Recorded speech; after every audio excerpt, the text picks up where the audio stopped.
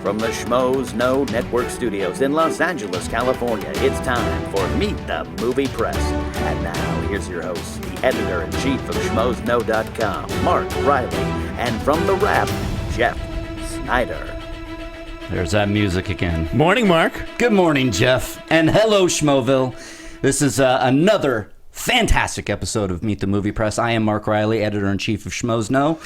And Jeff? I'm Jeff Sneider, film reporter for TheWrap.com. That you are, my friend. And this is a great show. I can't wait. We're peaking early here. I know we are. And you know what, Schmoville? Thank you so much for subscribing and rating this on iTunes. We have hit number 5. I mean, we're hitting number 5. We're one of the top downloads. And we were number 1 yesterday on the Schmoes Know Network. I've got to put all this in my Tinder profile. Help me get girls. There you go. Yeah.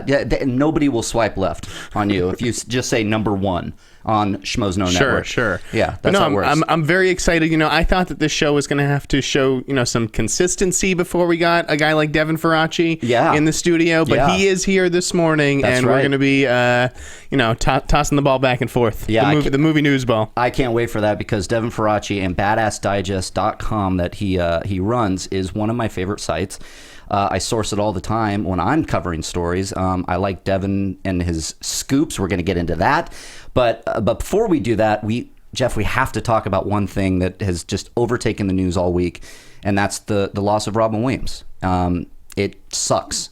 I get alerts on my phone. A lot of you don't. If you don't know what we do and some of the things that I do when I run schmoesknow.com, I get alerts on Twitter and emails that come in, and I get a little beep. And I was with my mom, and I'll never forget this, and I just saw breaking, Robin Williams found dead. And it just punched me in the gut. Yeah, this one definitely hit me hard. Yeah. Having grown up with his movies.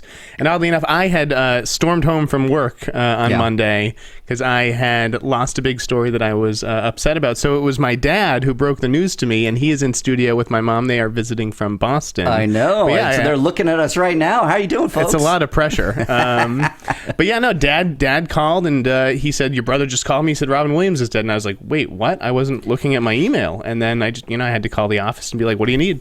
Yeah. You don't even have time to kind of take a second and grieve and breathe or just think about it.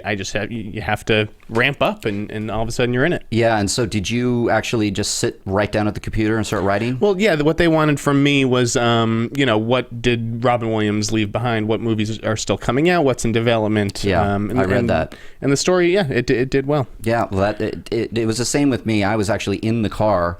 And so I immediately, one of my writers texted me immediately, said, do I write something up? I said, absolutely, do whatever you want. And, it was just a shockwave through the industry. And I even felt it affected the movie press. Absolutely. I didn't really work the phones this week. I mean, nobody wanted to break news. Nobody wanted their news out there this week. And that's what I wanted to comment on, because since this is Meet the Movie Press, and what we do is report all the time, and there's scoops and there's stories and there's this and there's that. Everything for me, it seemed to come to a halt, and everybody was talking about Robin Williams and talking about his movies and talking about everything that he's done, how beloved he is and was. And my God, I literally cried. I did. I looked at my mom. One of my greatest memories is her taking me to, Mrs. Doubtfire. And we just sat there talking about Robin Williams for like 20 minutes, just in shock. Well, I definitely want to talk about Robin Williams when Devin comes on in just a second. But real quickly, I was upset at home Monday. I'd lost the Mike Epps as Richard Pryor scoop that I had held all weekend. Wow. And how'd you lose that? Not to deviate, but it's just interesting to me. I don't need to rehash the details, okay. But I what happens normally. I got scooped by Deadline. At least what happens normally, when the Weinstein Company is involved. Okay. Yeah. Asterisk. Yeah. But what was crazy about when I got the Robin Williams news, it was like, okay, forget all that petty stuff, like scoops that doesn't really matter. Yeah. It kind of brought me back down to earth and recentered my priorities. Yeah. Yeah, it just there was just a kind of a pause in the news, because there was, of course we've been getting a lot of pieces like his top films and this and what the legacy was left behind. I mean, everybody's been you have to reporting. look at him through the prism of his work, but Yeah. it was also a real dose of reality where it's like the people who make you laugh and smile, there's also, dark, sad stuff that they're dealing with. They're people too. Absolutely. And So- so it was really sad, and it just made me think about all the stories and stuff that we've covered in the past with Robin Williams. But that was our tribute, as short and sweet as possible. But we'll talk about him a little bit more. Let's but bring bring Devin on. We have a lot to cover, and so without further ado, we have a great guy, a great journalist and reporter. We have Devin Faraci of Badass Digest. Come on in, Devin. How you doing, man? That's right. See, we got a sound effect. You're not even... Keep that rolling, JT. I want Devin to know that people are clapping for him. I can't hear anything. The applause in my headphones is deafening. You got it? But it's deserved. Hi, everybody. Hey. How you doing, Devin? I'm all right. How you doing? It's good to finally sit here and talk to you. And one of my favorite memories, actually, is just when I kind of made eye contact with you at the Paramount screening of Transformers 4. You just kind of walked out and just kind of had a look like you just got, thrown off a bridge. We all had that look. Yeah. You just kind of, I was hanging out with Christian Harloff, and he kind of gave you a look, and you just... It's like a knowing, like the film critic blogger thing where you're just like, that happened. And that just happened. I think that's something for Schmoville that you guys don't know, but we work with all these people. We see them at these press screenings, and you just know when there's like no conversation, just a look, then you know the movie's bad. I just wanted to get in the car and go home. Oh my God. I had been there long enough. I had experienced enough. I just wanted to go home. Yeah, me too. You had experienced enough at 2 hours and 40 minutes? Are you sure? I had my fill. I was done. Yeah, it was an assault on the eyeballs, the eardrums, and the soul. Butthole, yeah. And the butthole. Absolutely. Well, let's just get, Devin, how long have you been doing Badass Digest? Badass Digest is 4 years old this year. Wow. I started writing on the internet about movie stuff in 2001, 2000. So I've been doing this for probably the lifespan of some of your listeners out there. Yeah, absolutely. Which means I'm an old bastard. So I started doing this at a website called chud.com way back in the day. I love Chud. Yeah. Is Chud still around? Technically. I mean, yes, Yeah. but it's a shadow of its former self, I would have to say, So- with Devin gone, and several other writers who are very good. Yeah, no, I used to follow it a lot. So, Devin, did you then start Badass yourself, or were you hired for Badass? So I was working at chud.com for a bunch of years, and in that time I had gone to a festival called Fantastic Fest, which happens at the Alamo Drafthouse in Austin, Texas, and I had become friends with Tim League, who owns the Alamo Drafthouse, who runs Fantastic Fest. And Tim and I had become friends. We had a very similar sensibility.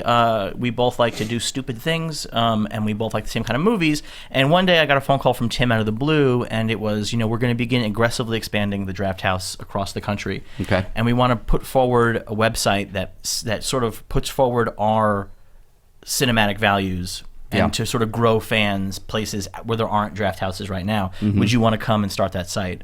And I was like, yes, immediately. And that's where it started. So I've been working. The site is owned by Tim League. We're sort of not fully connected to the Draft House.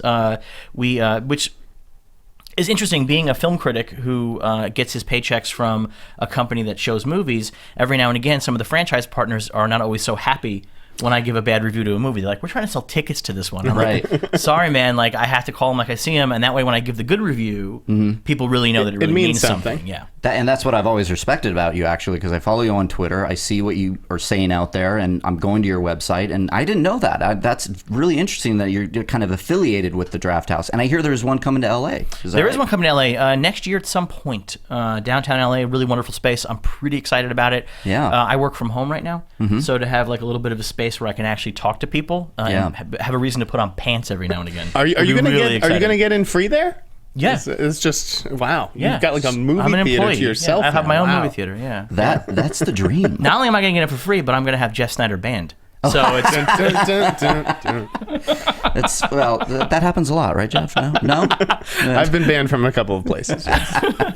Well, that's fantastic. So I didn't even know that, and that's really great. So you left Chud.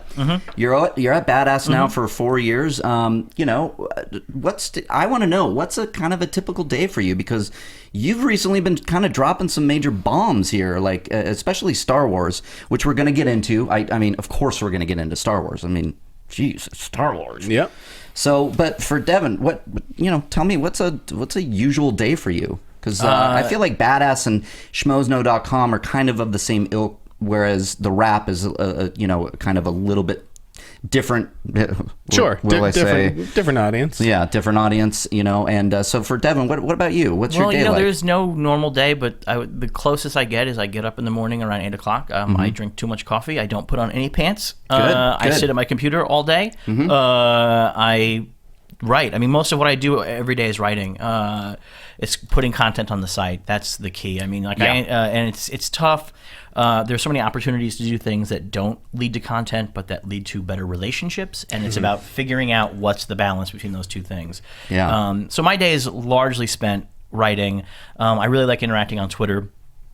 And I find I'm, a little incendiary there. I get some attention. And I've noticed. Yeah, a little bit. And so that's my. And then there'll be screenings or whatever. But my average day, honestly, is writing. Like that's what I do. In addition to running the website, I also run a monthly magazine that the Alamo Drafthouse gives out for free in every theater. Oh, that's really cool. So I have a second full-time job. Yeah. So I also do that as well. Yeah. All right. So are you writing and assigning articles as well to other writers? For the site or for the magazine? For the site. The site, we're pretty flexible. We use an app called Slack, which is like a team communication tool, and we just all bullshit on Slack all day. Can I say bullshit? Is that around? Yeah, sure. Okay. You just did. Okay. We all just bullshit on Slack all day, and I'll throw in stories if something pops up that's interesting. If I know there's a certain writer who writes for us, I only have one other full-time writer. Who's my managing editor. So she does a lot of work. Meredith Borders does a lot of work actually getting articles up on the site from our freelancers. Okay. So I'll throw them hey, this is interesting. Hey, Evan Sadoff, I know this is really up your alley. This will be funny coming from you. Right. So I throw that in there. But it's really flexible. And my philosophy on it is that there's a lot of places to get news. And if you just wanted to get just all of the news, it'd be very easy to go subscribe to the RSS or Twitter of any number of trades or other sites.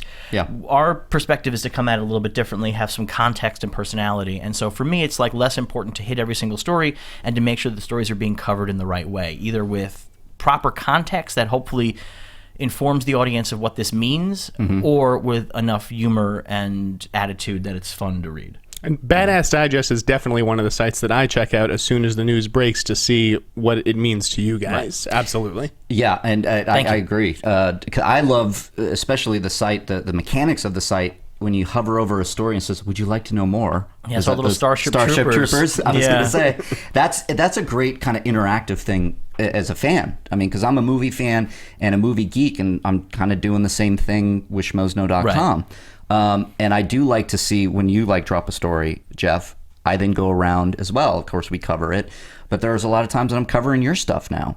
And so, which kind of brings me to the point I want to get into, which is scoop culture.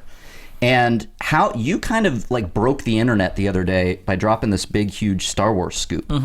And that was a scoop that kind of revealed the opening, possibly, of the next Star Wars movie.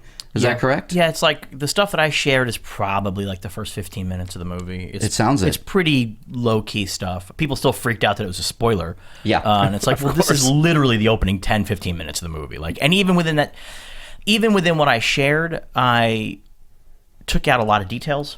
So I really made a lot of leaps within it. So it isn't I didn't give a beat by beat. It's like if I told you the opening of the original Star Wars and I said, there's some spaceships and the bad guys are shooting the good guys, and then some of the good guys come to a planet, and then on the planet they meet an old man. Yeah. It's I told you the first bits of Star Wars, but I left an awful lot out because I'm not trying to spoil or ruin anybody's enjoyment of this stuff. Exactly. Yeah. Well, it brings up a good question.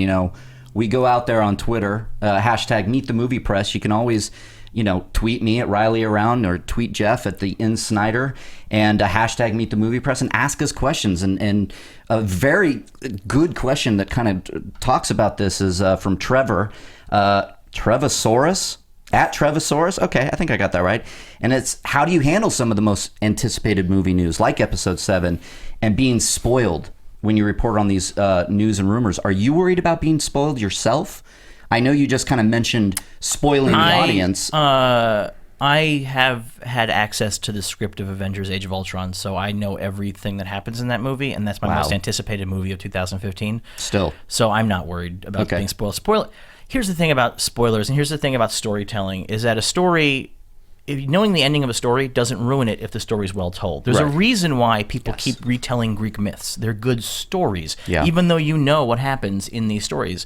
And so the beauty is a story well told will always trump a surprise. A surprise is the cheapest way of consuming a story. Just being like, whoa, I didn't see that coming.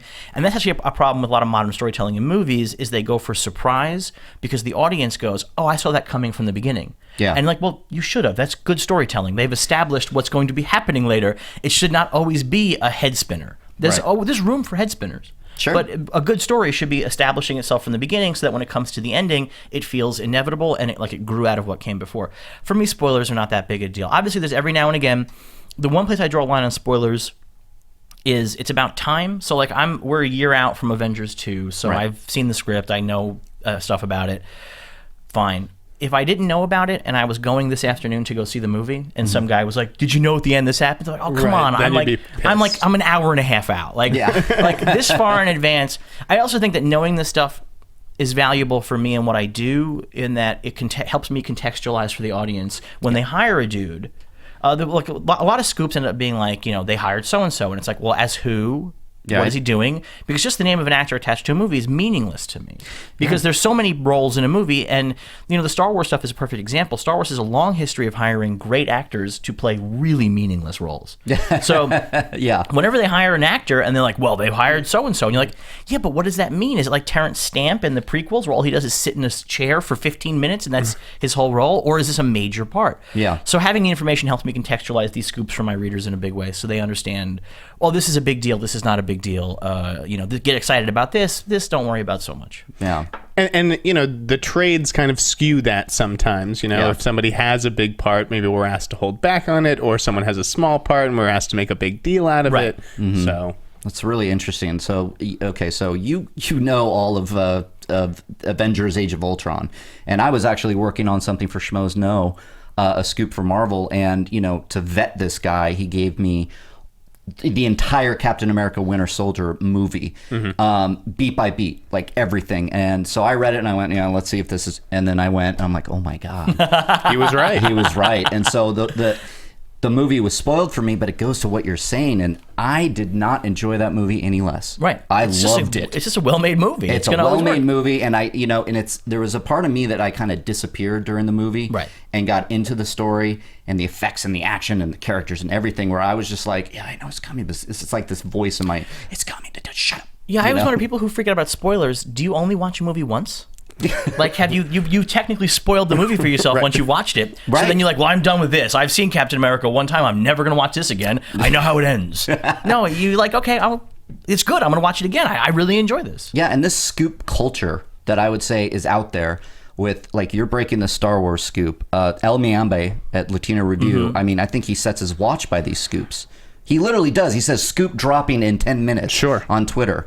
And there's that line that a lot of, Schmoville asks, are you worried about being spoiled? Do you worry about your audience? And I think you put it pretty beautifully there, Devin. Like, you want to contextualize it so that and you can make that decision for your audience, because you know your audience better than I know your audience. Well, I also know, the other thing is that we've had a weird point because the scoop stuff that I do is more about plot and character.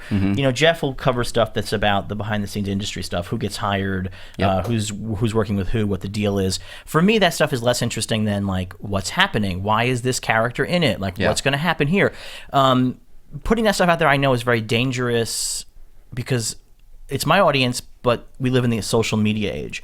So sometimes things get put out there, and they're put behind 10,000 spoiler warnings, but it doesn't make a difference because some jackass just puts it on Twitter. Right. And,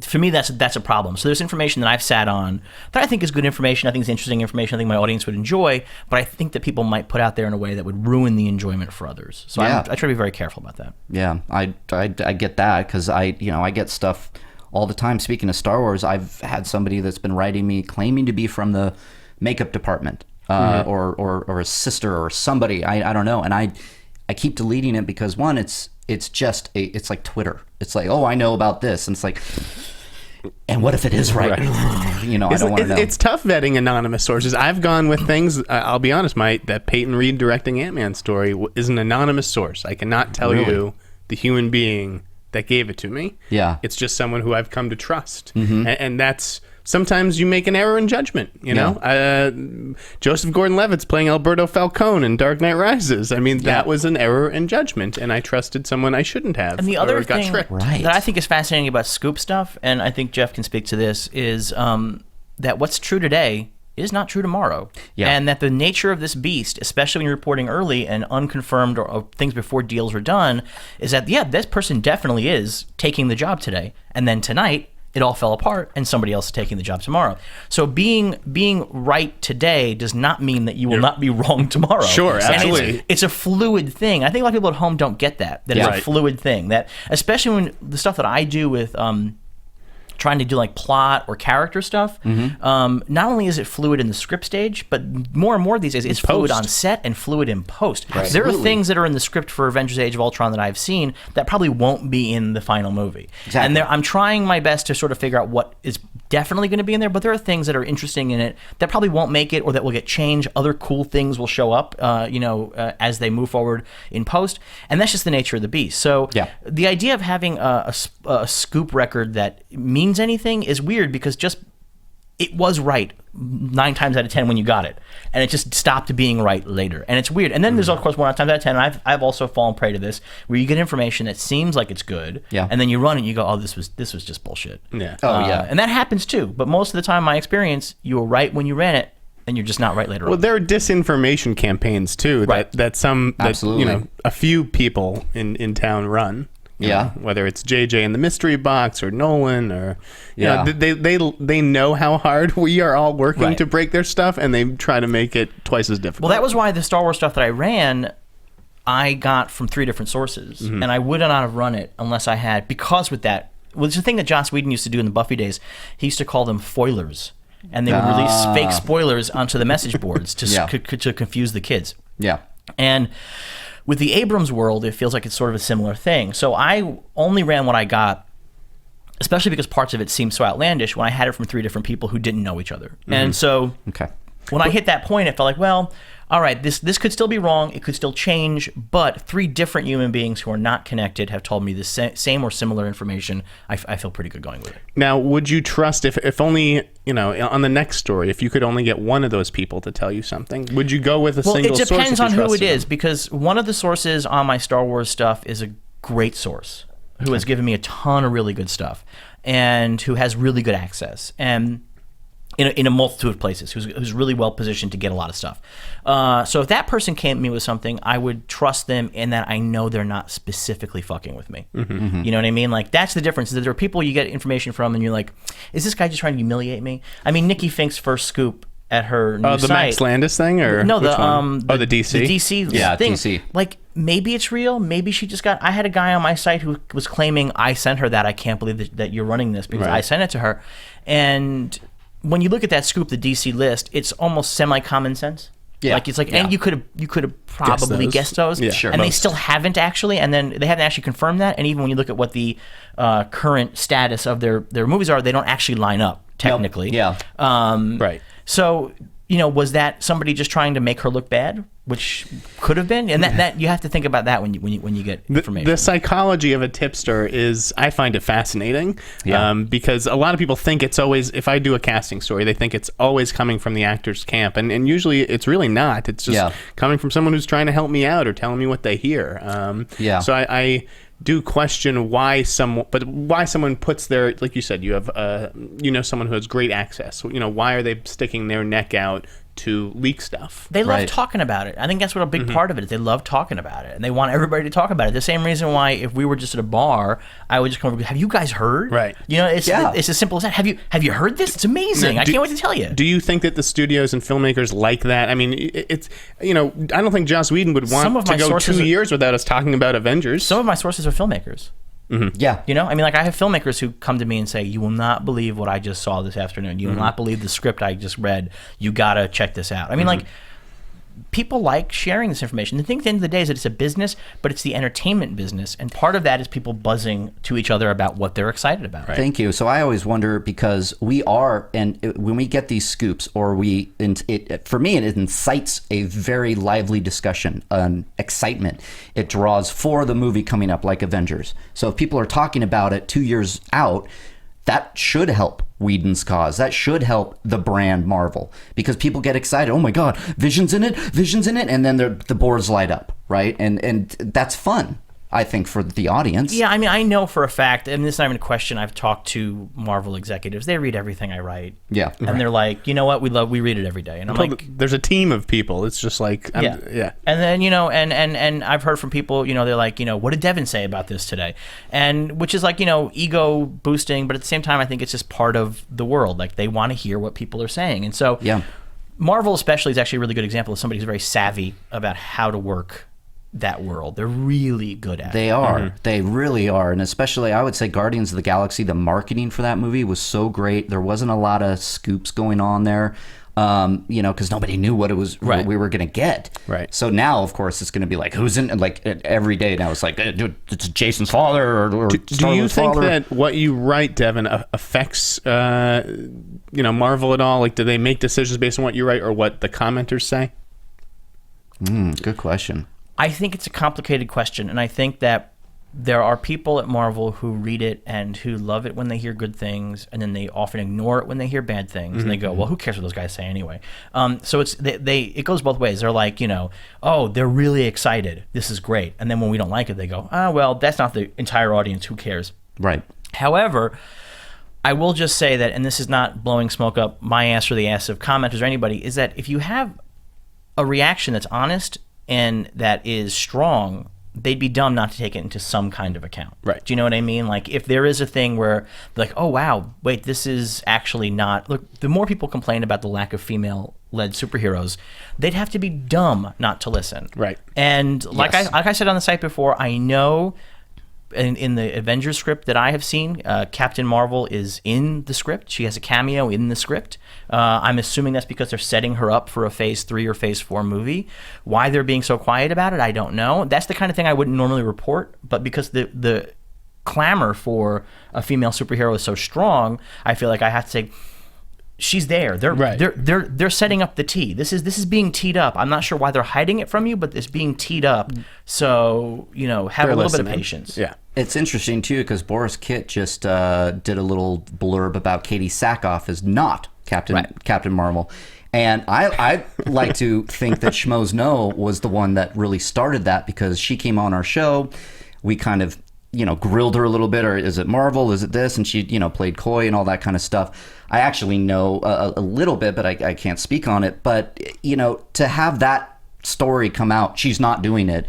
It was just kind of like, okay. But it's like, couldn't she still be Captain Marvel in a future movie? Absolutely. I mean, it's like, when Avengers came out or whatever, we weren't like Josh Brolin is Thanos. Right. But No, now right. he is. Well, Yeah. they're gonna cast somebody. The thing about the way that Marvel works is that they do so much work in reshoots that it's hard to say that there is a cameo from this character in Avengers 2. Have they shot that cameo? Probably not. Will they Right. shoot that cameo in the next 6 months? Maybe not. Will they shoot that cameo literally the week before the movie comes out? Like the shawarma scene? Right, quite possibly. So that's the thing, is that, or could they decide between now and the release of the picture, let's change this. Let's not have this cameo. Let's have a different cameo. Right. And Yeah. so, will that, I don't know, maybe. Yeah, and if you look at the wording, I just to go back to Kit's story about Katie Sackhoff not being in it.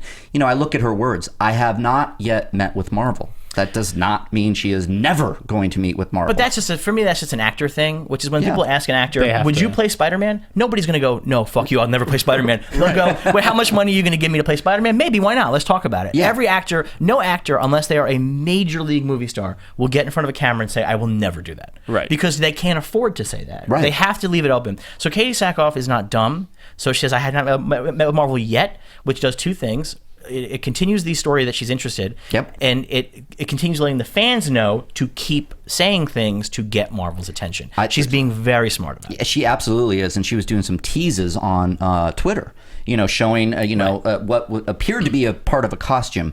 Now, just because there was a red armband, everybody went, "She's Captain Marvel." It's proof. I actually got tweeted. Somebody said, "Are you excited that Katie Sackhoff is Captain Marvel?" And I just kind of looked at it and went, where'd you hear this?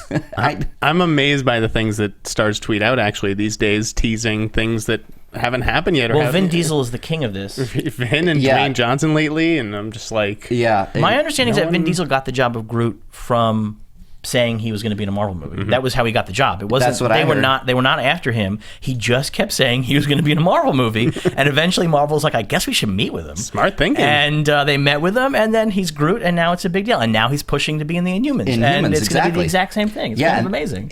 And do you think that again, we're talking about this culture here. This is so interesting from the acting point of view. So you're saying, like, if Vin Diesel now is like, no Inhumans is on the table right now at Marvel. They're worried about Thor 3 or something else.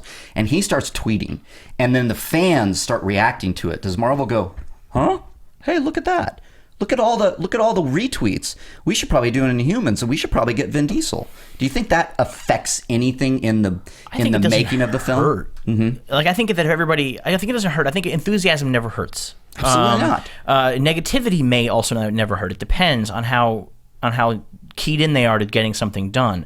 But it's like, here's a good example. I have sources that tell me that after the initial Star Wars casting was revealed, and everybody's like, "Wow, there's a lot of guys here," that actually they gender swapped a role. That they had a role that Gwendolyn Christie they were going for male actors, and they said, "There's actually no reason why we have to go with a male actor for this part." And so they swapped the role. And I heard that it was Cumberbatch and Hugo Weaving. That was the role they were up for. Yeah, that's what I heard, and they just kind of swapped it. They said, what the hell? Why not? We can find a woman who can do this just as well. And that's the beauty of Star Wars, that it's open to. It's not really gender locked. But so the negativity can sometimes also make a difference in that way, or but the buzz can make a difference in that way. Yeah. And how. Until 30 years from now, when somebody writes the book about it, we'll never know exactly how those decisions went. But these are things that I've heard, and these are things that have happened. So I don't know. Well, it's funny, like with. Just let's take Vin Diesel and Marvel, and he tweets out Inhumans, and everybody goes, bonkers and bananas. Oh, he would be great Black Bolt. And then out of left field, Ben Affleck is cast as Batman, and there's just a huge cry of outrage, like he's going to ruin everything, right? Which I never bought. I don't understand. He's fantastic, and I can't wait for his Batman. But is there why is DC? I guess they're inevitably going to be scoops, like Aquaman right now with Jason Momoa. And no, there hasn't been any confirmation, yet we're all talking that he's Aquaman. Well, I think he said it, right? Hasn't he actually come out and said? I don't think he has. I don't think he has either, but I think he is. At some point, it just becomes, common knowledge. Yeah, it's common knowledge and stuff. But I just find it interesting. And that's another discussion, really, DC versus Marvel, but we don't want to get into. We were one of the earlier sites to report that Momoa was Aquaman. Yeah. I don't want to say we're the first, because I know that other people have been talking about it. And the response from fans was amazing, which is that very often the response from fans that I've discovered is when you break a scoop, or especially about a plot or a character or something like that, they begin to accuse you of doing it on purpose to hurt the thing. So my Star Wars scoop was met on the Force.net with a lot of people like, Devin's just trying to kill Star Wars. And I'm like, well, hey, thank you for thinking I can. I really appreciate the idea that you believe I have the ability, by publishing an article, to kill Star Wars. That's really awesome. That's how Harrison Ford broke his leg, right? I did Your it. scoop. Yeah, it was my scoop. Broke it. Yeah. It landed on him like a thud. But the Momoa stuff, it was really interesting. People were like, oh, this is just, people just trying to say things to make DC look bad. And I'm like, we're just reporting what we heard, man. I'm sorry. And they take it real personally. I got a death threat. A guy threatened to kill me and rape my family because I reported correctly. I was the first to report that Star Wars was moving from May to December. Yeah, that's right. That was huge. And he emailed me and said, "I'm gonna murder you and rape your family because you were screwing with Star Wars." I'm like, like you moved it. Yeah, you I made didn't the move decision. it. Yeah, what do you think I do for a living, guy? I get the same stuff. Miles Teller played Mr. Fantastic, and then people jump down my throat like I'm the casting director who made that decision. Yeah, you heard it, man. That's it. I'm telling you what I heard, man. That's it. Yeah, we heard Michael B. Jordan was the Human Torch, and we dropped that, and everybody went, "How dare you? Cast that's Johnny Storm. He's not black." And I was like, "Oh God, really? Are we going to go there?" Well, also we didn't do it. Yeah, this was happening, and remember that term? I think it's the term. What is it called? Don't kill the messenger. Yeah. Right. Shoot the messenger, whatever. In Devin's case, it's not good for the messenger. It's like going to CNN and instead of saying, "Why are you covering this plane all the time?" saying, "CNN, why'd you make that plane disappear?" Like, no, that's actually not how it works. Like, that is just not how it works at all. Well, it brings up another facet of this scoop culture that is interesting to me when I started with this, and we broke some scoops. If you are wrong, and go back to what you say, it can fall apart at the 12th hour, before anything happens. Sure. It's constantly fluid. It's constantly moving. Things break down all the time. Schedules get rearranged and whatever. Then if your scoop doesn't pan out, do you get a lot of hate? Do you get people going, "Ha ha, see? Oh, yeah. You suck"? So I ran a thing. This is really fascinating about how fandom works. I ran a thing where I said, this is where Batman begins in Batman vs. Superman. I said he had been active for decades. I love this, He's too. been under the radar. People in Gotham believe in him, but in the rest of the world, he's an urban legend. Yeah. He's never been photographed. There's a tattered Robin costume hanging in the Batcave. And I said, I think he's probably about 50. And then the fans flipped out, and what they do is they'll focus on one thing. They focus on the idea that Batman's 50. And they got really upset about it. And then the producer was doing a Q&A and said, Oh. WME. Can't answer it. Wow, we have something breaking here. One of the producers did a Q&A where he said that, well, no, Batman's not 50, he's in his mid-40s. And then people started emailing me and saying, "You're wrong, see how wrong you are." And I'm like literally okay, so I made a guesstimate at how old he is, and I was off by 5 years. Right. Like, they're able to tell on screen he's playing 45 as if there's a scene where he's going to pull out his birth certificate and be like, "I am literally this old." Superman's like, "Batman, excuse me, can I see your ID? Yeah, I need to know exactly how old you are. What are you telling me for, old man? Come on." It's like so weird. So yes, people do, and especially when it's a scoop they don't like. If there's any element of it that's off, then they'll be very quick to go, "Oh, you're wrong." El Mayembe is a good friend of mine who scoops like a madman at Latino Review. Yeah. He's got a really good batting average, but he gets things wrong. And Absolutely. We all do. Mike Fleming does. Boris Kitt does. I do. There are people who just attach themselves to the things that he gets wrong. Yeah. And they just ride those. They go, "I don't believe anything Latino Review posts because this one thing they got wrong." And I'm like, you don't even know how the law of averages works. This, you have no idea. So, but as reporters, I feel like those misses do haunt us. I'm still haunted by that Marconi thing. You're putting your name on it. Like, that's the thing. You're putting your name on it. There are things that I get wrong that drive me nuts, and there are things that I've published that probably will be proven wrong about Batman and Superman, just because of the nature of production. Yep. That I'm like, man, like I hope that's right. So this week I published a thing where Geek Tyrant had talked to an extra, and an extra had said that they were on set where Batman breaks into LexCorp, he steals kryptonite, and he discovers that General Zod's body is in LexCorp. I recall this. Yeah, we did cover it with a, the grain of salt kind of talk. Well, I've talked to people who know the movie, and this lines up with literally everything I had been told. Okay. And what I had been further told is that the body of Zod is then turned into Doomsday, who will fight Superman in the movie. And I reported that, and I believe it. I have that from multiple sources. I have a guy who has seen the Doomsday designs. Okay. I feel very good about it. Do I feel 100% about it? I feel like 85% about it. Like, if it ends up being wrong, it's going to be egg on my face, and I get it. Sure. I feel good enough to go with it, but I might be wrong. And I will forever always go, "Oh, the Doomsday thing." Yeah. Well, and that's... I just kind of look at it too. If we're talking scoops and stories and what we're hearing about these films, if you look at Man of Steel, there was an Easter egg that had Doomsday in it. So if you can kind of connect the dots that way with what's out there, legitimately there was a Doomsday Easter egg. This makes sense. Okay, we're going to have Doomsday in the next movie. Cool. Mm-hmm. I like it.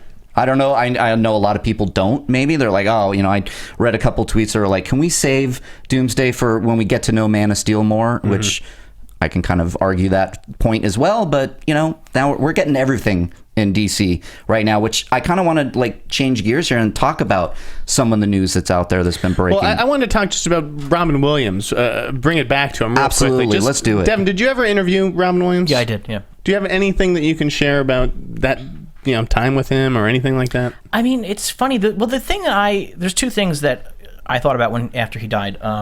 One was that I don't know there's ever been an actor whose filmography is full of worse movies who we loved as much. And it's weird. Yeah. It really speaks to who this guy is. If you look through his IMDb, you're like, oh, that's awful. Oh, that's real bad. Oh, I hate that one. But yet still, we love this guy because it wasn't about the movies. We loved him because of who he was. Yeah. And that it transcended just the roles. And I had a friend who was like, I realized I hadn't seen a Robin Williams movie for the last 6 years, but I still cried when he died. But so for me, I interviewed him a couple of times. And that came through in a really big way, which is that Robin Williams, in the experiences I had, was a guy who could go totally off and go crazy and be nuts, but then could also be really thoughtful, like on a dime, be really thoughtful, have a really good answer, be really sweet and human, and then all of a sudden explode into nutty voices. And interviewing him was a really tricky and interesting thing because what would happen is that you'd be there and you would be dying. You'd be like, this is the greatest interview I've ever had. And then you get home and transcribe, you go, oh my God, this is garbage. Yeah, I got nothing This is out of it. unusable. But it was an unbelievable experience. And then you'll find like a line, because again, he could get human, he would be human and just say stuff and be like really honest and really true, but then he would very quickly explode off in another direction. So interviewing him was a joy. Transcribing him was a nightmare. Yeah. That is what I was hoping you would say. I interviewed him for a very small movie, House of D, that David Duchovny directed. Right. And as a journalist, people always ask me, who's your favorite interview or who's your worst interview? And for years I've said Robin Williams is definitely one of the favorites. Yeah. As far as an actual interview, he only answered one or two questions over like a 20-minute period because he goes off on all these tangents and his mind worked a mile a minute. So I love the voices and the jokes, and he would have the entire junket and room of journalists laughing. But like It does Devin not said, translate to the page. Right? No, it doesn't. But I think it also comments on just who he is as a person and why he's so lovable, or was so lovable. Even with you guys, you're trying to do a job here, and you get garbled nonsense to actually put in print. But he made it fun. But you're saying it's the best interview you've ever had. Right. That's what he is and was, and that's so damn sad. I wish I could have interviewed him. I don't know what I would have done. He probably would have been a bing, bing, bing off to every. See, he'd be a great podcast guest. Right. Exactly. Oh yeah. Like that's his podcast or TV is where you really want to get him. We were print. wrong. It's. Yeah, no, we had Adam Ray on last night, comedian Adam Ray, who told the story about doing improv and with him, and he got up in front of the audience and he just started doing gibberish, and he took his opportunity and came out and was his translator. And so after that, Robin Williams was like, hey, that was very funny, that was great, and then was off, and it's just like this guy, oh God, it just kills me. I just wanted to quickly touch on that. I know we only have 5 or 10 minutes. No, I'm glad we did. I mean, how can you not? I mean, we were talking a little bit about it before you got here, Devin. It's just news kind of stopped. Yeah. It's all about him. Everybody's talking about it, but news does go on, and we did have Aquaman. I want to kind of talk about it. We touched briefly on it, but we have 2 writers now working on 2 different scripts. Is that right, Devin? Jeff, can you comment on this? Because you guys know a lot about this. I like to hear Devin's take on it. Yeah, I just feel like it's not that crazy uncommon. I feel like, especially with IPs, I think that Warner Brothers has probably 15 King Arthur scripts sitting around. Like seriously, I think they do, because they're trying to get a movie for Guy Ritchie together, and they just have all these people coming in and pitching and doing their scripts. It's not crazy uncommon. It's uncommon to be reported. I know the WGA does not like to have writers competing in this way. I think they have to be told. I think, but they must have been okay with it, right? But you know what? It happens. I know a guy who was writing a superhero tentpole film and who wrote a bunch of drafts of it, and then the studio said, you know what, we like it, but we're going to go with somebody else.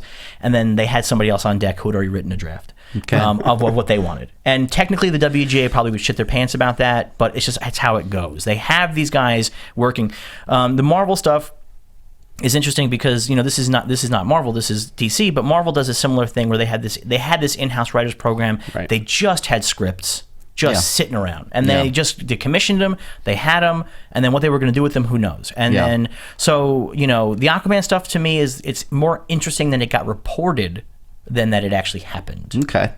It doesn't feel crazy uncommon. I don't know why the WGA would be so upset, since it seems to lead to work for more writers. I mean, I would be thrilled to be one of the writers on an Aquaman movie. And if they didn't use it, I mean, sure, there might be higher rung writers that would get really upset that they didn't use their version. Well, I mean, I get it. It's because you're wasting your time on a low paying gig because for a writer your pay gets triggered by different stages of production. Exactly. The script never goes anywhere. You're not getting paid all this extra money. Exactly. You're spending a lot of time and effort on something while you could have been actually working on something that would go into production and thus trigger other paydays and stuff like that.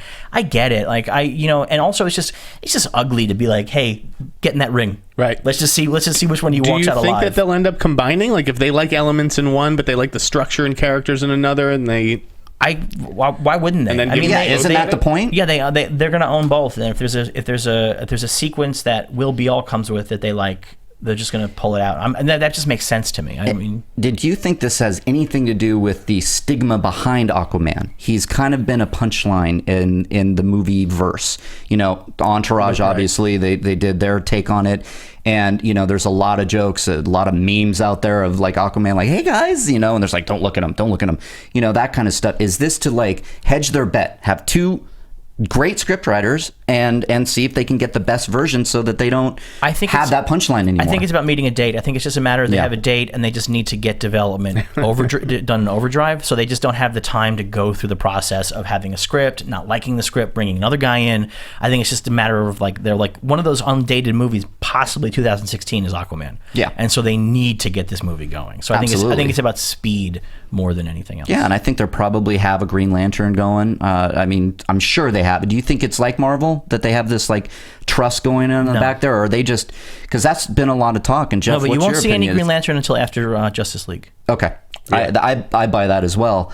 But I'm just wondering, like, are they just shooting from the hip like a lot of people are thinking they're doing? DC seems to not have the same kind of Marvel-ness, I guess is the word. I think that there's certainly a plan in place. Yeah, I think now. I think that here's the thing. I think that after Man of Steel, if you talk to David Goyer the week after that movie opened and said, "What did you think about people getting upset about the destruction?" David Goyer would have been like, "I did not see that coming." And so the direction of Batman versus Superman was very much comes out of the way that people reacted to Man of Steel. That was not the plan. So I think they have a plan now. I think that when they release those DC dates, that indicates they have a plan now. Yeah. They did not walk into Man of Steel with a plan. They did not even walk necessarily into Batman vs. Superman with a plan. My understanding is maybe you had the same thing. When they announced Batman vs. Superman at Comic-Con, that had just been decided like days before. Oh. Like that was not like a thing where they're like, oh, well, we're going to wait 6 months. It was like, they were like, what are we doing at Comic-Con this week? Let's do this. That's my understanding. Okay, so interesting. I hadn't heard that. I hadn't heard that either. So it sounds kind of like a what's the word I'm looking for? Well, we're gonna throw Batman into the next Superman movie. The internet broke. I know our site crashed because of that news. So they had to, because Man of Steel didn't perform globally the way they wanted it to. They needed to throw in the ringer of Batman. Yeah. Because Man of Steel underperformed on a global level, and they couldn't reboot the franchise again. Oh God, but no. they also didn't want to just put Superman by himself in another movie because they felt like he showed that people were not as interested in Man of Steel. I mean, Man of Steel did numbers on par with like B-list Marvel characters, which is like should not be happening. Man of Steel should have been $1 billion global movie, and it was $700 million. Do you feel like that's the execution of the movie? That again, you were saying if you were to go to Goyer after and say this destruction, it was crazy, and he was surprised. You think so? That's the audience reaction. I think that they just don't have a handle on what the audience wants right now. Mm-hmm. I think that's the thing. I think Marvel succeeded with Guardians of the Galaxy, which is full of destruction because the characters are all friends and they like each other. Yeah. And people walk out and they go, "Oh, that was fun. That was nice." Man of Steel, you don't walk out and go, "That was nice. Right. I like that boy Kal-El." And that's what audiences want right now. And Warner Brothers didn't get that. Yeah. And I think they still don't, by the way, because I've heard that the running thing on Batman vs. Superman is no jokes. Like, this is serious. Like, this is dead serious. This is important work.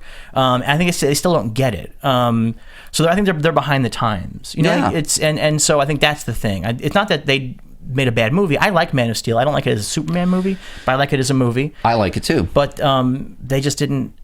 They didn't get the temperature right. So would you say there's a lot riding on Batman versus Superman? I mean, this is the shared universe. Yeah, that is like the biggest understatement. Like, they have like 9 movies planned that are all going to spin out of Batman. This one has to work. Yeah, that's why they moved it to March, I think. Right. Yeah, a lot of it is they're gaming it on every level. I think it was a smart move, and I think it's going to work. I think so too. Not too How do you worried. not? And I always say this about Batman versus Superman: the analytics do not lie.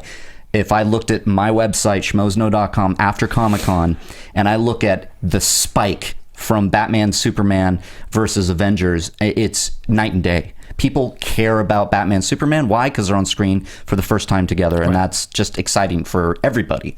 The journalists, the fans, the comic book geeks, everything. So that's interesting to me. Now, I want to touch a little bit about on Inhumans, and if you guys have heard anything, because that's kind of goes to the other side of things with Vin Diesel. We talked briefly about it. I'll put it this way: you didn't see any of the trades run that story. Yeah, this I mean, week. here's the thing: is that this Inhumans has been in development since 2011. I mean, like, it's not. This is an old story. This is a story of a guy. The guy who did this script was an in-house writer who just produced it for Marvel. I don't think that this means anything. I don't think that it's actually going anywhere. It might be. I mean, they might be testing. That might have been fed to Collider to test the waters to see what the reaction is. But I also suspect that the reason why that guy's name is attached to it is because that guy wants to put his marker on that script, so that when the WGA arbitration of the eventual Inhumans movie comes, he gets to say, well, it was widely reported, and that's part of his arbitration letter. Because that's the story that nobody talks about, is how that stuff works, and like how movie credits get arbitrated, and whether or not somebody who has a name on a movie, did they actually write the movie in any identifiable way that you at home would say, oh, that was the same thing. Yeah. So that, to me, is what it feels like. Either it's an arbitration move in advance, or it's Marvel testing the waters. Yeah, and I have a source that is kind of hinting at an Adam Warlock movie, which I have nothing to base that on. And I know he showed up in Guardians of the Galaxy in the Cocoon, and that there's discussions around the water cooler of Captain Marvel. It makes sense now, hearing that there's a cameo in the script. Whether or not that happens, we don't know. I've heard Adam Warlock. I've heard a little bit of things, that they're going to stop after Cap 3 and Thor 3, and they're going to go on to maybe other characters, which would be interesting, but I don't know. Again, I'm not a big comic guy. I don't know the Marvel Cinematic Universe like Devin does. These Inhumans, like, really? I probably said the same thing about Guardians of the Galaxy, but I'm looking at these characters and I'm like, for real? For a minute, I mean, I feel like the Inhumans is the mutants of of the Marvel universe, because they can't say mutants. And I even went so far as to say I think Scarlet Witch and Quicksilver are Inhumans. I don't think that's true now, based on what I saw from the stinger at the end of Captain America. It looks like they've been modified or experimented on. I don't know. But that'll be interesting to see. Baron von Strucker is using Chitauri technology. He has Chitauri stuff. You guys already lost me. I just want to see the Runaways. You're not going to see that anytime soon. Oh, I know. Isn't that script, sad? Drew Pearce has a script for that that's really great, but it's pre-MCU, so I think it's gone. That's been in development for so long. I mean, I can drop the tiniest of scoops. Do it. Oh my God! Thing. Here we go. The tiniest. Okay. Talking about how the Marvel stuff works. So Doctor Strange, they had a script in house forever and ever. You might have even seen it. Was that the one that El Mayambi read? Yeah. It's been around forever. It's a pretty standard origin story for Doctor Strange. It's got Baron Mordo as the bad guy. That's all gone. Marvel's new thing is no more origin stories. Yeah. So Doctor Strange's movie no longer has an origin. It begins in media res. It's got Doctor Strange already established as the Sorcerer Supreme. I love that. And it's a totally new script. John Spates is working totally new on his own without any of the previous stuff. They're not even touching the previous scripts. Throwing it out. Interesting. So, I mean, it's not a big scoop. It's just a little thing of how they're approaching Doctor Strange, which is this is not going to be 20 minutes of him as a doctor and then I'm sick of the origin stories. I'm looking forward to phase 3 or whatever it is. Yeah, I actually really like that as well. And that's something, this scoop will travel the internet like you wouldn't believe, I'm sure. That's just what people like talking about. And again, that's the difference between what I do and what Jeff does. That Jeff is reporting stuff that's about the industry and the dealings. I'm reporting the stuff that, like, if you were just hanging out with a bunch of nerds, you'd be like, did you hear how they're going to do Doctor Strange? And there's no origin. Oh my God, that's so cool. That's Schmoes. No, that's Schmoville. Schmoville is a fandom and a passionate community. They want to talk about this kind of stuff. What are you doing here, Jeff? What are you doing in Schmoville? I don't know how they let me in, honestly. He's bringing some fake ID. No, he's bringing some legitimacy to this, because it's interesting. That's what Meet the Movie Press is, guys. And we're going to wrap it up now with this little spiel I have going. The fact that we have Jeff Sneider from The Wrap and Devin from Badass Digest and me from schmozno.com, it's kind of bridging all the worlds, which I love about this show. It's like getting all the different kinds of white males together in one place. all the white males and no females Amy was whatsoever. here last week. Yeah. Hey, I have some pretty good writers on our site that are female, of the female persuasion, I would say. But that's what I love about Meet the Movie Press. And you guys in Schmoville, Devin Faraci, thank you very much for coming in. Thank you for having me. I appreciate it very much. Yeah, I actually learned a lot. I mean, follow this guy on Twitter. What's your Twitter handle now? Devin CF, DEVINCF. Okay, because there's some good stuff going on there. Not only is he a fan, he's obviously a Marvel geek. He knows his stuff. Follow him. Follow VN Sneider for the rap, because he's just breaking it down every day. Thank you, guys. Yeah, you have some good stuff going. And guys, I'm Reilly Around. You can follow me there. And listen, very important, Meet the Movie Press. Subscribe on iTunes. This is how we keep the lights on. Rate it. Comment. Rate it. Comment. Share with your friends. Tell your mom. I'm still trying to get my mom to figure. Me. Yeah, Jeff's mom loves him. Yes, Jeff's mom loves her. I mean, they're sitting here and just enamored with this show, I'm sure, right? Yes. Okay, good. But yeah, guys, rate, subscribe, get it out there, tell the world about Meet the Movie Press. You guys have just killed it with us. I mean, we just went out of the gates at number 5 right now, and we keep going higher, so thank you very much. You can also find us on schmozno.com. You can subscribe there, go to YouTube, and make sure you check out the entire network. We have Profiles with Alicia Malone and Scott Mance. We have the Jedi Alliance with Maude Garrett and Ken Knapsack, and of course we have Guilty Movie Pleasures with Steve Simone and Josh McCouga. So you guys go to schmozno.com. You'll see it all there, and we'll see you next week. See you next week. From producers Christian Harloff, Mark Ellis, and the entire Schmoes Know Network crew, we would like to thank you for listening to Meet the Movie Press. Special thanks to Kevin Undergaro and Maria Menounos, the author of Every Girl's Guide to Diet and Fitness, in stores now. To watch or listen to other Schmoes Know Network episodes, get movie news, or join the conversation, be sure to visit schmozno.com. I'm the Pit Boss, and this has been a presentation of Schmoes Know